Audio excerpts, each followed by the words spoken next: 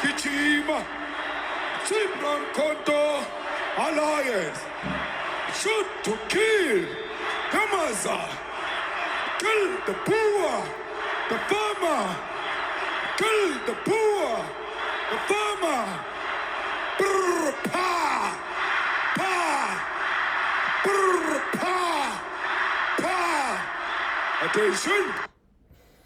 So that was a video of Julius Malema singing the very infamous Kill the Boer song.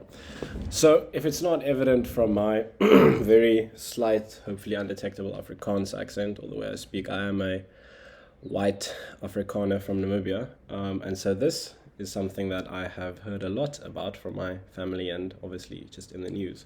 So what I thought I would do today is just not necessarily give an opinion piece, but just discuss the history behind the song, a little bit about the controversy, and maybe just give you guys some things to think about. I think my overall take on this might be a bit surprising to you as an Afrikaans man with Afrikaans parents, one born in South Africa during apartheid, one born in what was at the time Southwest Africa under apartheid. Okay, so I'm going to do a few things. So firstly, I just want to say this is not an opinion piece. I'm not going to give my definitive opinion on what I think about it. It's really just for the purposes of discussion. There's a few reasons for that. One, just so that it maybe doesn't bias people too much when they listen to what I have to say, and also so that I can get a job one day, in case people find this video. So yeah. What I will also say is, in general, in my opinion, is that Afrikaners can be quite dramatic. So I think there is a discussion to be held about this. I personally, I don't know, I live in Cape Town. I come from Windhoek. I've been all over South Africa. I have many family members all over the country and back home. And we're chilling. As far as I'm aware, there's no genocide. And we're living pretty comfortable, privileged lives. So let's look at the history and the legacy of the song. So what I could find, one of the sort of earliest, mentions of it publicly was during the Dalmas treason trials. I won't get into the context of it, but it was in 1985, and essentially the defendants were accused of having, through various non-violent political acts, sought to further the ANC's revolutionary aims, including by deliberately provoking revolt in the Fall Triangle. So this was just your classic NP not liking people who don't like apartheid type trial, but during the trial, the fact that some of the defendants had sung it or present when the song was sang was used to link them to having malicious intent, because obviously it was seen as a radical thing to say. So that's the one mention, and I think most famously the Peter Mokaba, who was, I would assume you guys know, but many of you I've actually been shocked by the amount of people I've met on campus who just don't know who Chris Hani is or whatever. So he was an anti-apartheid activist, politician, MK member, later served in the ANC government, if I'm not mistaken. There's quite a few things in the country named after him. And so he sang the song at the 1993 memorial rally for the recently assassinated anti-apartheid leader, Chris Hani.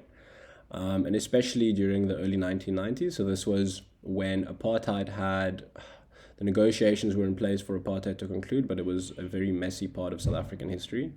And so at basically every ANC and COSATU rally or protest, it was a pretty common chant, especially by youth leaders, because at that point in time it started to become a bit of a break between the ANC and the way that the people like Nelson Mandela wanted to see it, and more radical members like, for example, Winnie Mandela and the Youth League. And so obviously apartheid comes to a close. 1994 elections are held, Mandela's elected, and obviously during this time, especially South Africa wants to appeal to the world. They want investment. Mandela wants there to be, this rainbow nation. And so obviously the song kind of dies down. Then Zuma, during his campaign for the ANC presidency, starts singing the song, the Umshini Wami and Awudu Bule Ibunu, sorry for my pronunciation. And then in 2024, he starts singing Kiss the Boer parody. But at this point, I think it was clear with Zuma was that during Mandela and Mbeki's terms, they had taken maybe a slightly technocratic, very liberal Democrat approach to governing, where it was clear leading after apartheid that there were not a huge amount of, if any, economic concessions besides maybe black economic empowerment given after the elections were held. And so what Zuma was tapping into at that time in campaigning to be the president of the ANC and thus the country, was tapping into a lot of, I think, pent up anger about the lack of change in the country and the ways in which perhaps reconciliation had been overemphasized over what most people felt was just.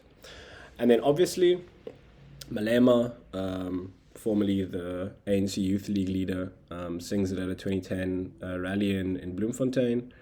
And so he's convicted for hate speech for singing the song by the South African Equality Court. And then after he found the EFF in 2013, he openly defies it. And he sings it at EFF rallies in Newcastle and in KZN. 2017, AfriForum sues. So a lot of memes came from that court case. Very controversial, very much in the public light. And so the verdict is not guilty. Not necessarily because the court found that the song was okay, but just because the prosecution was essentially useless. They hadn't been able to prove their burden. And then present day, or the last year or so, you have, especially by, you have groups within South Africa, particularly AfriForum and some, Rania, those people, and a lot of, let's not call them white nationalists, but I mean, many of them are. There are these white genocide claims, which had for a long time existed, but they go mainstream because Trump picks up on it, especially because of his influence with Musk. And so Trump on Twitter, Musk on Twitter, AfriForum, they ride this wave and they start using particularly Malema's rallies as the EFF member as evidence of intent to commit white genocide, or as evidence that there is white genocide happening. Particularly because the song says kill the Boer, which translates to farmer. And so a lot of farm murders, a lot of white people disproportionately get killed in farm murders. Not necessarily disproportionately, they own a disproportionate number of the farms, so they will be disproportionately represented in farm murders. So that link is made between white people and particularly the farm murders that happen. And that's also because farm murders are the main source of evidence that most, I don't know if you want to call them Afrikaner or white rights groups, use to say that Afrikaners are essentially being targeted by the government or by black people in general in the country. And so Ramaphosa visits the White House, he soothes things, and he essentially throws Malema under the bus. And regardless of what you think about that, it's somewhat understandable. I would not attempt to explain the ethics and the legacy of revolutionary songs to someone like Trump or any Republican American president and think that it would go over well. And obviously Ramaphosa is probably thinking about things like trade and not getting sanctioned and all that. So regardless of what you think, it's understandable why he did it. But he throws Malema under the bus.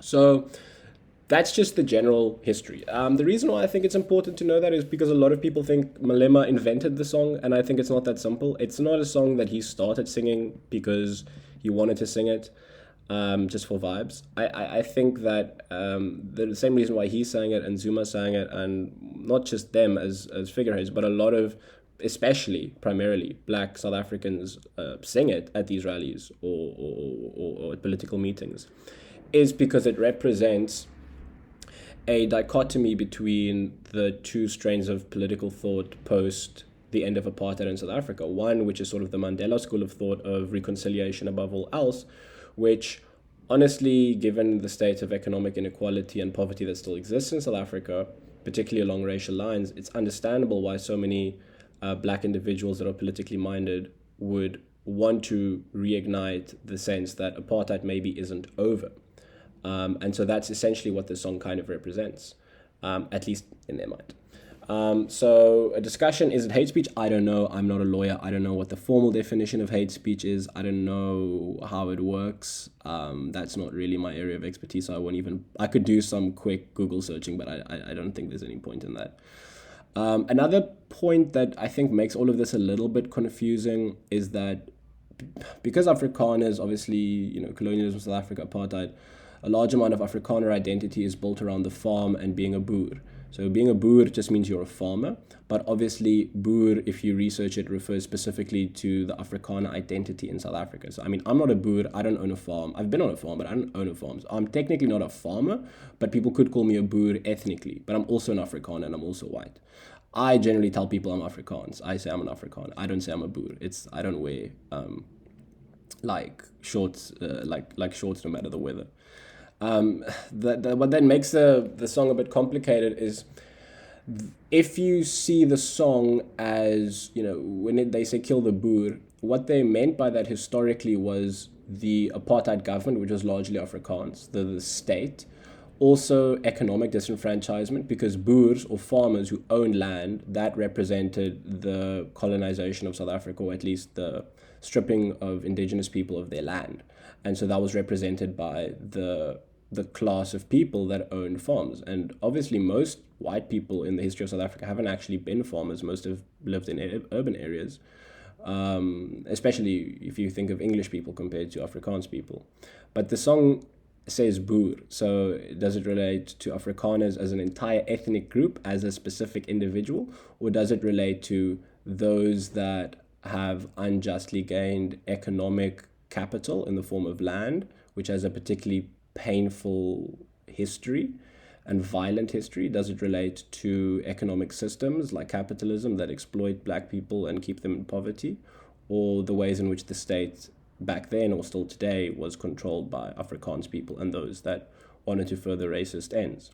So I think that's where a lot of the confusion comes from. If you take it incredibly literally to just say kill the Boers, and you say kill this ethnic group and kill people that happen to be on farms, you would probably feel in danger now. Because I personally have a different interpretation. Well, not even that I have a different interpretation. It is just what the interpretation is according to the people that sing it.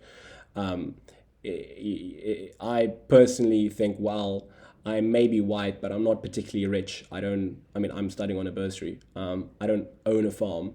And even the family members that I knew that do own farms, I don't think that EFF members are going to come to their farm and kill them. Because I think it's a call for economic justice. I don't think it's a call for random vigilante justice. Does it incite violence? Who's to say? It's very difficult to know for certain whether a specific song or bit of media has a specific influence on people. The evidence that most people use is to say that, after the song is sang or in the context of South Africa, you have a lot of farm murders.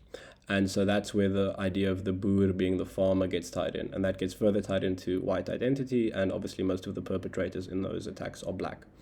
So it's very convenient. The only problem is if you look at the statistics of it, people are killed on their farms proportionate to their ownership of farms. If I'm not mistaken, I think colored farmers are actually disproportionately attacked, even if you factor in how much of them own farms. So that is to say that because white people own about, I think, 70% of arable land in the country, you would expect 70% of crimes or farm murders or whatever that happened there to 70% of them, those victims, to be white.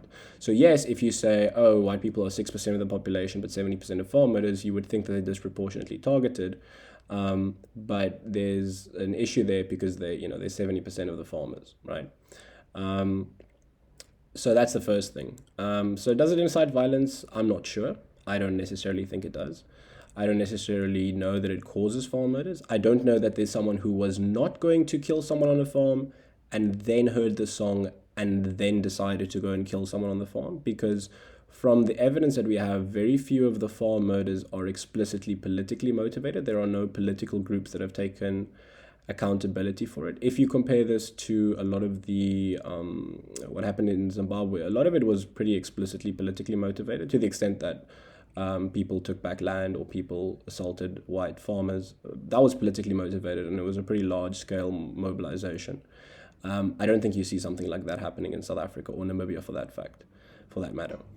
Is it productive? Is it conducive? I don't know.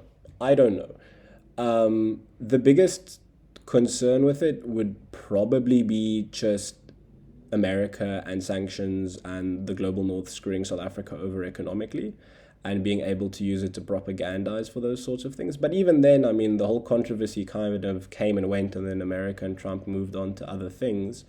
And I think that, South Africa's support for Palestine and being anti-Israel and anti-genocide and taking them to the International Court of Justice, South Africa will always be hated by the West, especially America, for doing that. So I think any justification they can find, they will find it. So if it's not this, it'll probably be something else. In terms of, is it productive locally in terms of how people feel the political environment? That is something which, your answer to that very much depends on your background and how you feel about where South Africa is today. If you're someone who's incredibly poor, and if you're someone who is black or person of color, and you live in destitution, you see poverty and violence all around you, and you see in the cities that you live in the country that you live in, a huge amount of the wealth and the luxury and the privilege that was gained through apartheid, that was gained through violence against not even your ancestors, just your parents and your grandparents.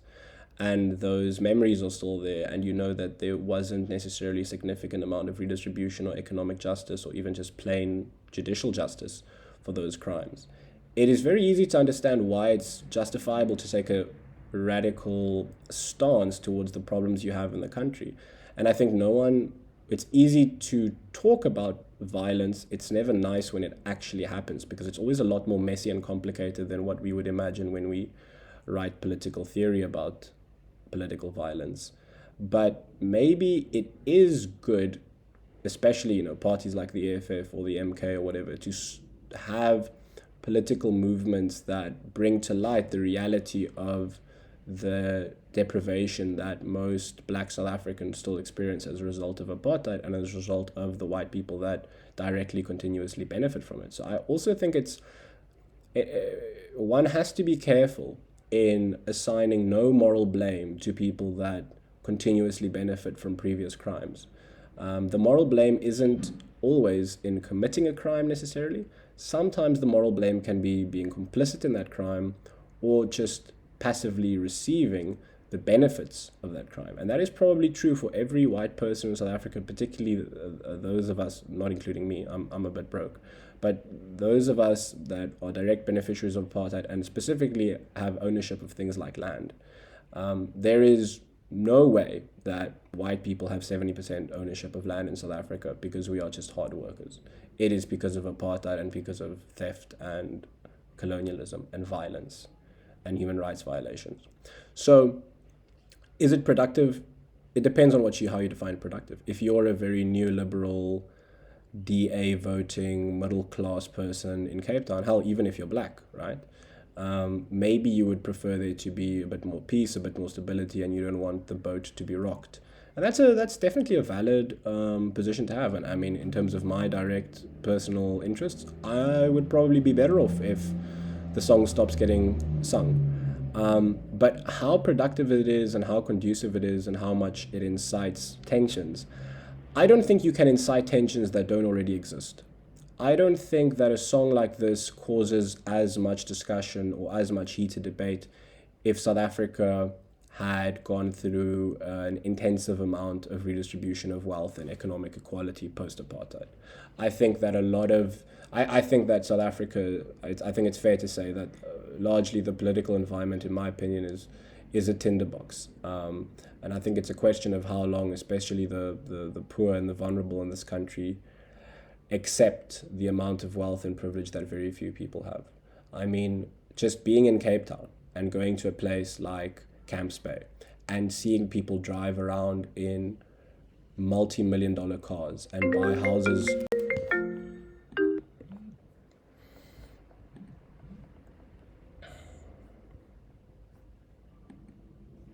Sorry about that. And buy houses worth 100 million rand. I mean, it's understandable why that might push people to the point of violence. And I think what's important in all of this is if you are too quick to condemn words, those words might just boil over into action. So I think it's important to not just blanketly condemn, calls for political violence before investigating the underlying reasons for why people feel so strongly about the necessity for that political violence. Because any country that has millions of people, perhaps even the majority in it, that feel locked out and that feel disenfranchised, I mean, political violence is an inevitability. And if you don't deal with it, if you don't discuss and if you don't decide on actual policies, the sustainability of your peace is undermined either way, most likely. Now, how should Afrikaners feel? I don't know. I know how they're probably going to feel. Afrikaners are probably going to say that, the black people want to kill all of us and they're just so ungrateful and apartheid was actually not that bad and we should get out of the country, or a whole host of things that I've heard a million times before. I personally do not feel any way about it. I kind of find a lot of the media discussion and emphasis on it quite funny, because I do not think that an average or just any poor black person in this country that sees a middle class or a working class white person who doesn't own land, who lives paycheck to paycheck, I don't think that you can do anything to that person or exert any amount of political pressure on that person that would change the structure of the economic violence that you experience on a day-to-day basis. They potentially do benefit from their privilege still, but really it is the billionaires, it is people that own the corporations and control the levers of power that are the problem. And I think they, in as much as they are disproportionately white, rich white people care more about being rich than they do about being white.